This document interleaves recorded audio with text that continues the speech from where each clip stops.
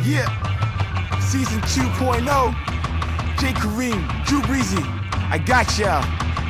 We back for a second season. Time to give you motive to connect to the internet and also show them who the coolest on the scene is, who we rock the screen with, while others are scared to compete with. DM too cool for you, Jay will make a fool of you. Here's dismissed quick, consider that a rule for you. They want to report and flag us all up on the YouTube, since you're getting more subscriptions than you do. Weekly discussions, you can expect no better, since we keep it on the real like a movie projector. MTV wanna sign us, much wanna hire us. We can say F Fox News, they wanna fire us. Cable has no pulse unless we give it 24 hours if they wanna devour, possibly many more. To every viewer, I consider you to be a friend of mine, because of y'all, we're an Emmy and a Gemini. Yo, watch us on the daily, even the ones that's hating.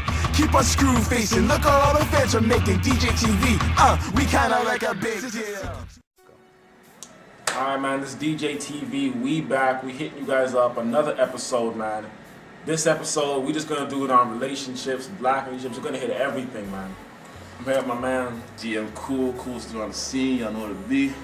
And we got a special guest today. She goes by the name of Shamali. Say what's up to the people. Hi, people. Alright.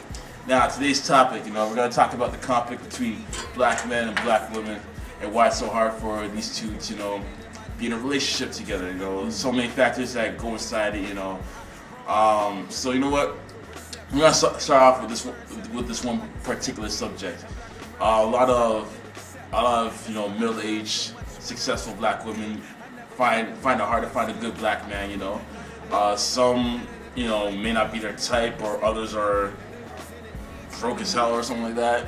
So Shamali, what's your take on this? Well, I mean, like in society today, right? Like some of the guys these days, you see like all the thugs and everything like that, right? So don't take like life seriously. As for all the females, who wants a guy who's not like a career, successful, not only but like the sex, the drugs, and things like that. Mm-hmm. All right, Justin, what's your take on this, man?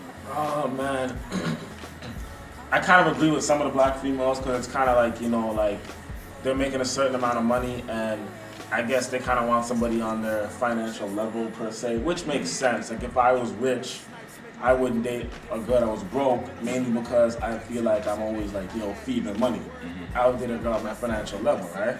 But some of these black women, as you've seen, sometimes they're just a little too picky. Oh, yeah. They're like, I want a guy that's like 6'7" and he's gotta look like Morris Chestnut, and football and he's player, a football player, broad shoulders, and he's got to be this, and it's like at times though, you want a guy to like send his own, because I'm like have to if you don't have the money, that's fine, but it's like help me out in a way.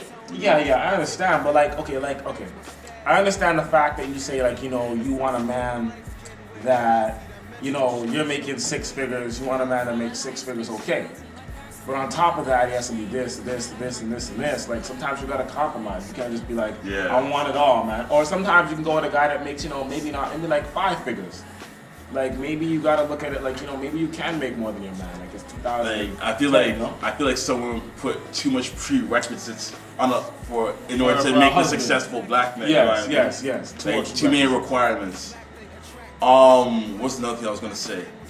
Like another reason why I feel like some black women don't go for a certain black man is because status, you know what I mean? It's like let's say they're looking for a successful one, right? They probably get one, but he doesn't really fit the image. He's kind of nerdy or whatever. He has the occupation of a doctor. He doesn't really have that edge to him. So then it's you finally get what you're looking for, but then just because there's a few minor flaws in the image, it isn't good enough for you. But you see this shit a lot. Like a lot of black women they'll go. We're talking about middle age right now, and they'll go and they want a doctor or a lawyer or whatever, and then it's he's corny, he's not the guy they want to be, he's not cruising at that edge, okay. But it's the same thing you see with little girls, these little 16-year-old, 20-something girls always going for the thug, and then they never end up going for the smart, educated black guy at that point. But then when that smart, educated black guy turns a doctor or lawyer, then they want him just for the money. Yeah.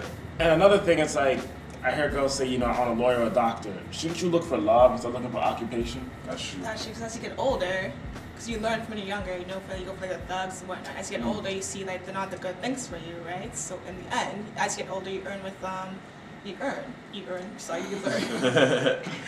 learn from like your past, mistakes. I was with this guy, he did this to me.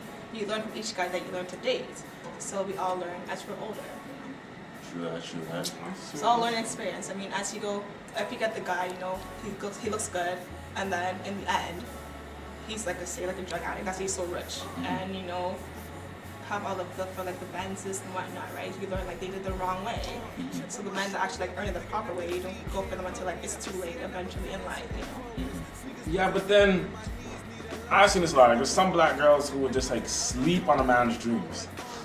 Now, sleeping on a man's dreams, okay, that means it's I've seen this many times where it's they know the guy's gonna be successful. They know he's gonna be successful either playing sports or educational wise. And they'll try to get him pregnant or they'll gold dig off him. Or they'll just basically sleep on his dreams. You want to explain more about sleeping on dreams, man? Alright, so sleeping on dreams, okay? They treat a man's dreams like it's a lazy boy, alright? Basically, they stick around the guy for long enough, because they see he has a special talent, whether it be musical or athletic wise. And they're like, okay, I better keep my eye on this guy. I better keep my eye on him, he may be something big in the future. And so they keep him around, keep him as a contact for a certain amount of time. And then when he finally does blow up, it's like, okay, now it's time to make my move.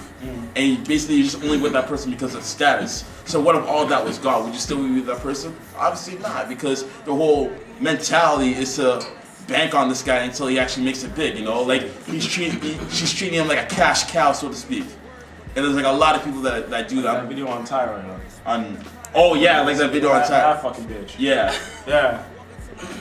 Alright, so oh no, go ahead. But at times, how many girls you see, they say, even stars these days, you're oh yeah, we used to date back in the day, but back then he was nothing, so I dumped him until now, yeah, I know that guy, Yeah, and then they write all these tell-all books and all that stuff. Yeah, it's true, back in the day, how many stars you see, yeah, me and him, all the sexual, experiences they had together, Yeah. Yeah, I used to date him, we used to have this and that, and okay, you had your chance, you dropped him, that's why, look like the guy you want to date at the time, right, you want thuggish, Exactly.